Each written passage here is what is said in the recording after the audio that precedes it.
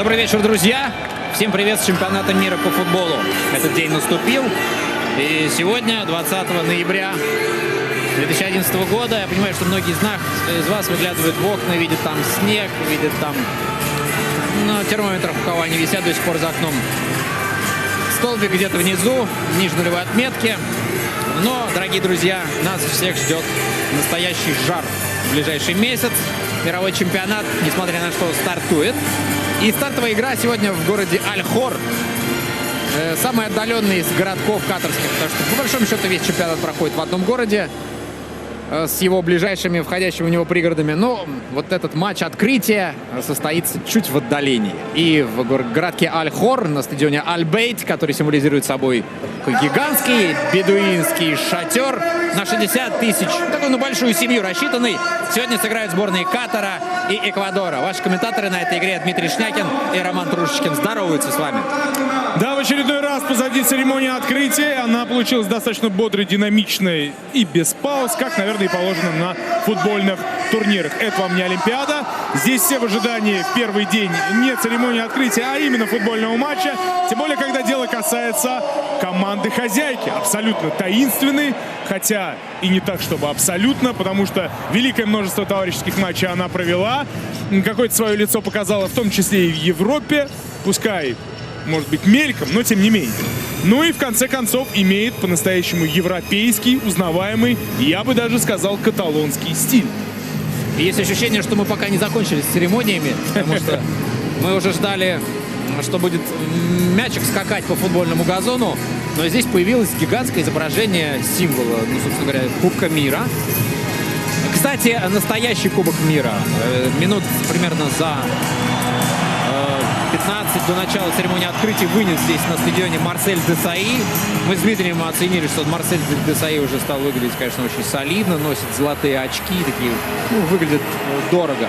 Дорого выглядит и футляр, в котором привезли сюда Кубок мира. Он здесь, кстати, этот трофей в специальном изготовленном под него чемоданчике. Ну, а вот это, мне, конечно, не жалкая, а грандиозная копия вот этого самого оригинала. Огромный Кубок мира в центре поля. Здесь огни, какие-то огнедышащие установки, прекрасные трибуны, и появились флаги. Да, и надо сказать, мы с Романом даже не успели обратить внимание, когда его, собственно, вынесли. Потому что настолько все быстро делают во время вот этой церемонии открытия, может быть, для кого-то и подзатянувшийся, что ты даже не обращаешь внимания на всю вот эту ловкость рук. Ну и как тут не вспомнить? Я должен тебе сказать, что я видел его сдутым в углу поля. Ага. Я просто тогда не обратил внимания, что это что-то золотистое было там. Они надули его. Надули его в центре поля. Ну, выглядит как настоящий. Ну и выглядит так, как будто надули весь этот шатер. Да, не забываем, что название стадиона Аль-Бейт, хотя, ну, будто бы даже в нашей журналистской среде поначалу доминировал вариант Аль-Байт.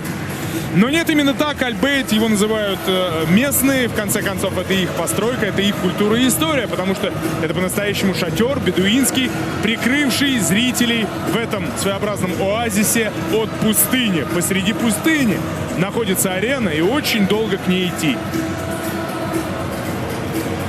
Ну и совсем немножко идти осталось вот этим футболистам сборной Катара к газону, к этой долгожданной мечте. Как долго они к этому готовились, сколько турниров они сыграли, в том числе и совершенно не в свойственных им зонах.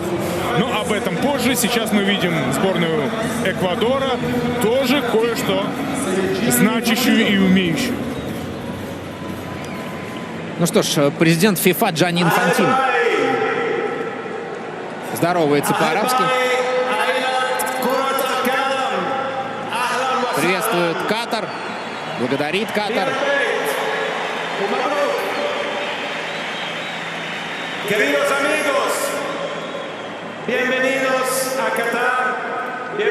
По-испански приветствует и болельщиков, естественно, футболистов сборной Эквадора.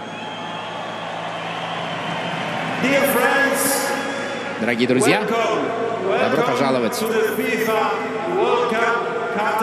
Добро пожаловать на чемпионат мира в Катаре 2022 года.